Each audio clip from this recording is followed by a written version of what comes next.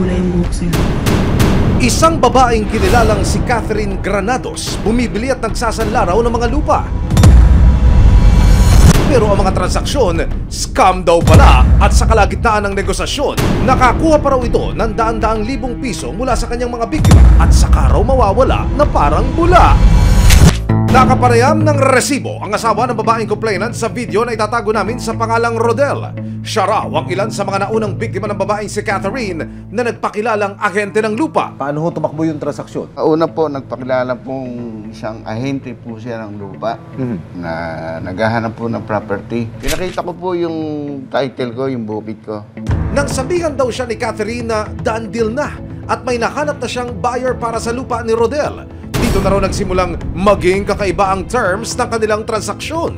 Hanggang sa nanghiram po na muna, una, 100, 80, 50, 30, hanggang sa nawala po, hanggang sa dumami po, hanggang sa umabot po sa 460 ang naging utang sa akin. Ang pera, advance daw na komisyon o tubo niya sa pagsasarado ng deal dahil nagkapalagayan na raw ng loob at may mga resibo naman daw sa bawat pagtanggap ni Catherine ng pera.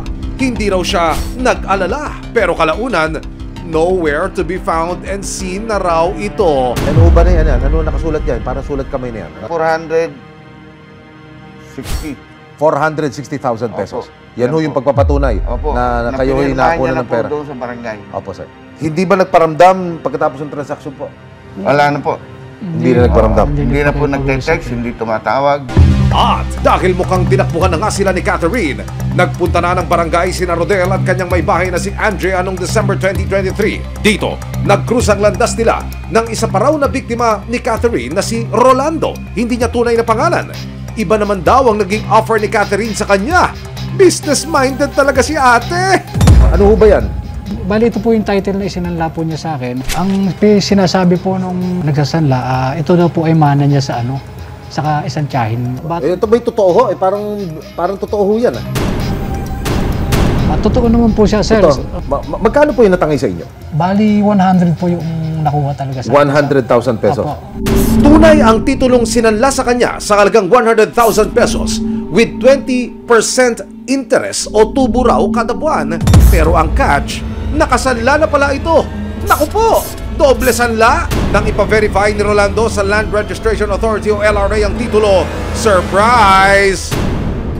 Binerify nyo? Opo. Lumalabas po siya na 2012 po, nakasanla na po siya sa ibang tao. Bali, nakakuha po kami ng certified true copy from San Fernando, Pampanga. Ito po siya, sir.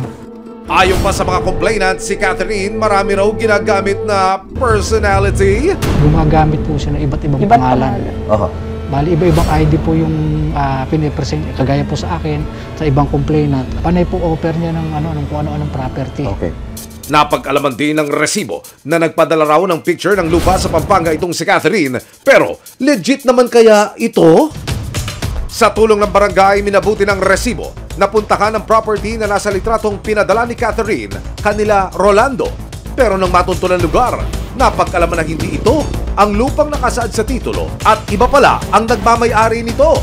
Itong lupa na kapalili po yung tinatambakan. Ay, sa ano yan? Sa May del Carmen ng may-ari. Ang nasa title po, si Helen. Kain niya yan. Para daw mas mapabilis ang pag-usad ng kanilang reklamo, nagpasya silang idulog na sa Criminal Investigation and Detection Group o CIDG Bulacan ang kanilang kaso. May complainant tayo rito na binentahan sinanglaan ng titulo. Nag-initial payment siya, tapos humihingi pa siya ng additional payment. Pero itong complainant natin is nung na-verify sa LRA, nalaman niya na hindi pala authorized itong subject na tao natin na huli. Ayon pa sa mga pulis, ilang biktima na rin daw ang pumunta sa kanila upang ireklamo ang nasabing suspect. May 5 na sila. Kaya lang kulang-kulang pa yung dokumento nila, kaya sabi, babalik sila. Malaki na, mga almost 17 million, pataas na yata. Kaya nitong December 27, 2023, nagsagawa na ng entrapment operation ng mga operatiba ng CIDG Bulacan para mahuli ang suspect. Ang play, pupunta ang suspect sa bahay ng biktima na si Rolando at dito raw niya ibibigay ang hinihirit ni Catherine na karagdagang pera. On time ang pagdating ni Catherine. Yung kulay yung buhok, sir. Makalipas ang konting usapan, nagkaabutan na ng pera, hudyat para hulihin na ng mga pulis si Catherine.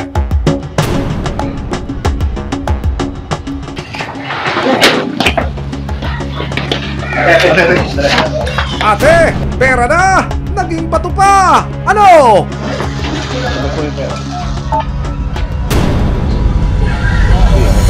Pero sa kalagitnaan ng pag-aresto, hindi na nakapagpigil ang asawa ni Rodel na si Andrea. Hindi namin sa akin! Ha? Ikaw ang may kaso sa akin! Hindi! Makapal na mga ano! Ikaw ang may kaso sa akin! Ako na ang panta kayo! Lahat! Nakasapa kayo! Huwag ka sinungaling! Ikaw ba sinungaling? Lahat! Ang dami mo sinila pamilya! Paano sinila pamilya ko? Paano ikaw ang may ano kaso sa akin? Ano ang may nasasawa? Ikaw ang may kaso sa akin! Hindi ako! Dami ko tayo sa inyo. Ang say ni Catherine, legit daw siya. Ako ba makapal? Legit po dokumento ko, sir! Kaya naman si Andrea, lalong na trigger. Sa korte niya lang yan, kuya. Opo, sa order ko, pero legit ang dokumento ko!